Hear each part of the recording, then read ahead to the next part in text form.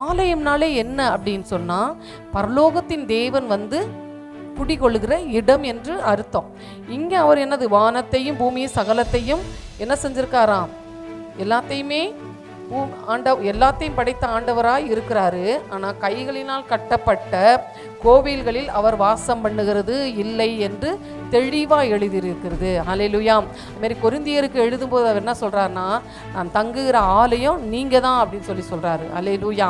அப்ப நம்ம வந்து என்ன செய்யணும், ஒரு ஆலயம் என்று சொன்னாலே என்னதுன்னா, எப்பவுமே நீட்டா என்ன செய்வோம், ஒரு ஜெப கூடுகை ஜெப இடத்த நம்ம என்ன செய்வோம், பெருக்கி நல்லா என்னது கூட்டி சுத்தம் பண்ணி நல்லா நீட்டாக வச்சுருப்போம்.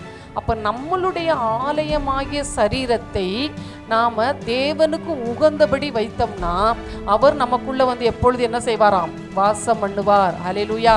அதனால நம்ம தான் அவருடைய நடமாடும் ஆலயமாக இருக்கிறோம். ஹல்லேலூயா.